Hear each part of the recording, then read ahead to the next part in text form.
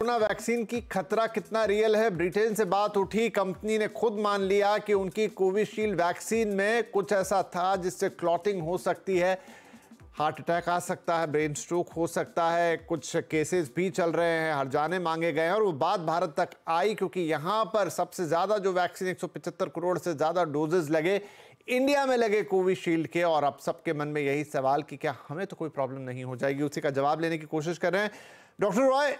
Doctor Anshu ने break से पहले काफी कहा और मैं बात कर रहा था आर गंगा केतकर साहब की, उन्होंने भी ये बात बोली कि 5 से 30 दिन या ज्यादा से ज्यादा 2 महीना, क्या इसके बाद वैक्सीन अपना कोई साइड इफेक्ट आपके अंदर नहीं दिखाती है?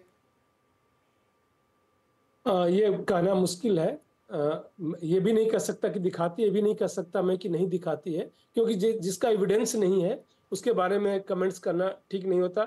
साइंस में हम मॉडर्न मेडिसिन के हैं, हम ये एविडेंस बेस्ड मेडिसिन है, इसीलिए मैं जो भी स्टेटमेंट देता हूँ वो एविडेंस पे बेस्ड करता हूँ। तो ये नहीं कहा जा सकता कि नहीं है, बट प्रोबेबिलिटी घटती जाती है। जो सबसे ज्यादा उसके चांसेस रहते हैं 6 वीक के पहले जितने एविडेंसेज हैं, तो वह जो चांसेस है वो भी बहुत ही रेयर हैं। मैं ये कह सकता हूं कि जो ये टीटीएस की प्रॉब्लम आती है 6 वीक में मैक्सिमम आ सकती है, और उसमें वो भी जो होती है रेयर है। 2 पर लाख मतलब मैक्सिमम अप टू 20 पर मिलियन, तो ये बहुत ही कम कहा जाएगा। बट ये नहीं कहा जा सकता कि उसके बाद जो है हो सकता है या नहीं हो सकता, क्योंकि हमारे पास कोई इसका एविडेंस नहीं है। जब तक एविडेंस नहीं जनरेट हो नहीं कहा जाएगा। हाँ, प्रोबेबिलिटी कम हो जाती है, वो सारी वैक्सीन के साथ होती है, सारी ड्रग्स के साथ होती है कि ग्रेजुअली कम हो जाता है, क्योंकि ये इम्यून सिस्टम पे इफेक्ट करता है। देखिए, इशू जो मेन है वह है उस वैक्सीन पॉलिसी को लेके, क्योंकि जैसा मैंने पहले बताया कि रिस्क एंड बेनिफिट में अगर बेनिफिट ज्यादा है तो हमें वो करना पड़ेगा। किसी की भी जान बचानी जो है हमें ज्यादा जरूरी है। जो यूनिवर्सल वैक्सीनेशन की पॉलिसी जो है WHO के रिकमेंडेशन पर ये बनाई गई कि क्या जिन लोगों को कोविड हो गया उसमें भी जरूरत था, नहीं था। ये सारे कोर्ट केस जो है उससे रिलेटेड ज्यादा हैं कि उनको क्यों दे रहे थे। उस समय एविडेंस सफिशिएंट था कि जिनको कोविड हो गया है उनका प्रोटेक्शन लेवल बहुत ही बेटर है।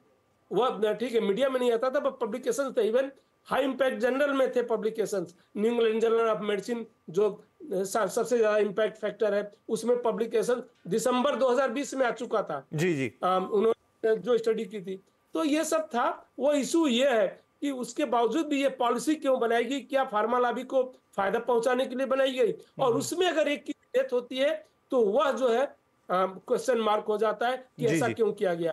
ठीक है, तो आप कह रहे हैं कि मतलब प्रोबेबिलिटी बहुत कम है कि 6 से 8 हफ्ते के बाद उसका ऐसा कोई साइड इफेक्ट आए, that is highly rare. Doctor Swati, दूसरी तरफ कोवैक्सीन है ना, भारत बायोटेक ने जिसको बनाया, उन्होंने तो अभी स्टेटमेंट जारी किया कि उनकी वैक्सीन के साथ ऐसी कोई प्रॉब्लम नहीं है, ना कोई क्लॉटिंग की दिक्कत। तो क्या जिन्हें कोवैक्सीन लगी हो आराम से सोए? जिन्हें कोविशील्ड लगी है वो भी आराम से ही सोए विपिन जी, दोनों को ही आराम से सोने की जरूरत है।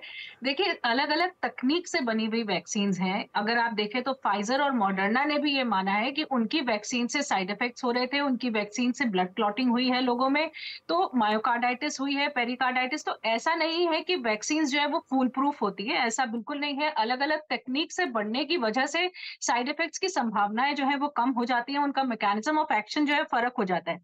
देखिए, जब आप जेम्स स्कॉट की बात कर रहे थे, उसको भी वैक्सीन लगवाने के 10 दिन के अंदर ही लक्षण दिखने शुरू हो गए थे, और ज्यादातर अभी यूके में जो केसेस चल रहे हैं वो सब उस समय की मियाद के अंदर के हैं जबकि ये साइड इफेक्ट्स दिख सकते हैं।